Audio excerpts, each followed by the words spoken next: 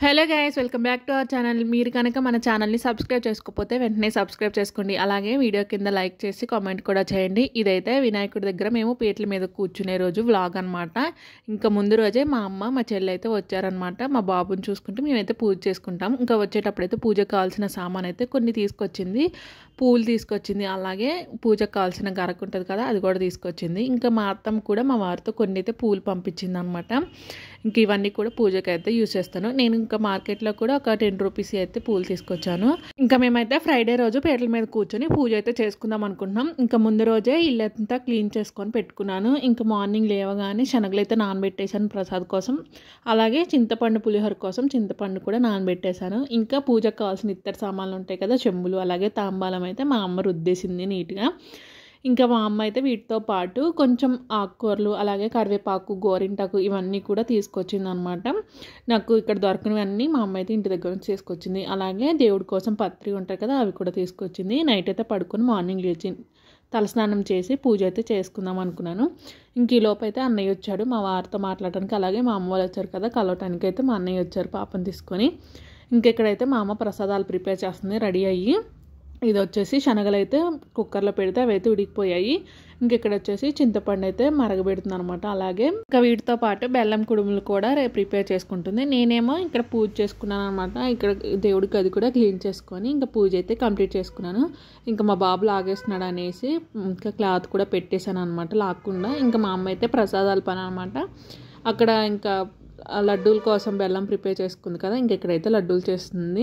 మేమైతే బెల్లం కుడుములు లేదా ఉండ్రాలు అయితే చేస్తాము. ఇక్కడ మాకు అపార్ట్మెంట్లో చాలామంది సప్పటి ఉండ్రాలు చేశారనమాట. కొంచెం సాల్ట్ వేసి చేశారు, సప్పగా ఉంటాయి, తీయగా ఉండవు. మేమైతే ఇలా చేసుకుంటాం. ఇంకా మేమైతే అలాగే చేసాం అనమాట. ఇంకెక్కడైతే పులిహోర కలుపుతుంది. లడ్డూలు అయితే నేను ప్రిపేర్ చేస్తున్నాను, మా అమ్మ ఇంకా వేరే పనులు చూసుకుంటుంది అనేసి ఇక్కడైతే పులిహోర ప్రిపేర్ చేస్తుంది. అలాగే శనగలు కూడా రెడీ అయిపోయాయి. లాస్ట్లో పాయసం కూడా ప్రిపేర్ చేస్తుంది. ఇంకెక్కడైతే నేను రెడీ అయిపోయాను, శారీ కట్టేసుకొని నీట్గా రెడీ అయిపోయాను. మా వారేం పద్ధతిగా పంచ షర్ట్ వేసేసారనమాట.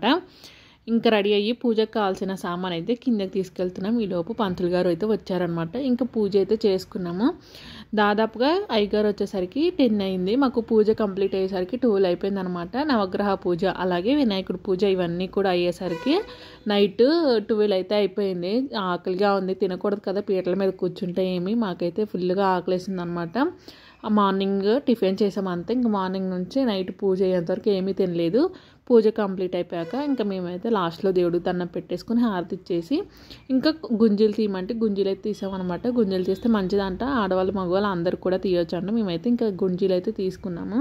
ఇంతకుముందు పంతులు గారు అయితే 9కే వచ్చారు, కానీ మేము పూజ చేసిన రోజు అయితే 10:30 అలా అయిపోయింది అనమాట. 10:30కి వచ్చి 12 వరకు పూజ అయితే చేశారు. ఏంటో మేము చేసినప్పుడు ఎంత లేటు, మాకైతే ఫుల్గా ఆకలేసింది, కానీ తప్పదు కదా దేవుడి కోసం ఉన్నామన్నమాట. ఇంకా లాస్ట్లో పూజ కంప్లీట్ అయిపోయిన తర్వాత మేము చేసిన ప్రసాదాలతో పాటు ఇంకా వేరే వాళ్ళు కూడా మాతో పాటు పీటల మీద కూర్చున్నారు. వాళ్ళు మేము చేసాము. అలాగే వేరే వాళ్ళు కూడా నార్మల్గా ప్రసాదాలు అయితే చేశారు. ఇంకా చూడగా ఆ రోజే ప్రసాదాలన్నీ ఎక్కువైపోయాయి. ఇంకా టైం 12 అయిపోయేసరికి ఎక్కువగా తినలేకపోయారు, కొంచెమే తిన్నారనమాట. ఇంకా చాలా వరకు వేస్ట్ అయిపోతాయి అనుకున్నాం. ఇంకా నెక్స్ట్ డే మార్నింగ్ కూడా కొన్ని మంచిగా ఉంటే అప్పుడైతే తినేసాం అనమాట. ఇక్కడైతే పూజ కంప్లీట్ అయిపోయింది. మేము పూజ చేస్తుంటే మా బాబు అయితే ఫుల్గా అల్లరి చేస్తున్నాడు. మా అమ్ముంది కాబట్టి సరిపోయింది, అందుకే పీటల మీద కూర్చున్న మా అమ్ముంది కాబట్టి, లేకపోతే అసలు కూర్చున్న వాళ్ళమే కాదు. మా బాబుని మేనేజ్ చేయాలంటే 10 మంది ఉండాలి. ఇంకెలా ప్రశాంతంగా పూజ చేసుకొని ఇంకా పైకైతే వెళ్ళిపోయాం. ఆ సామాన్లు అన్నీ తీసేసుకొని ఇంకా వెళ్ళాక వీడియో తీయడానికి అయితే ఓపిక లేదు.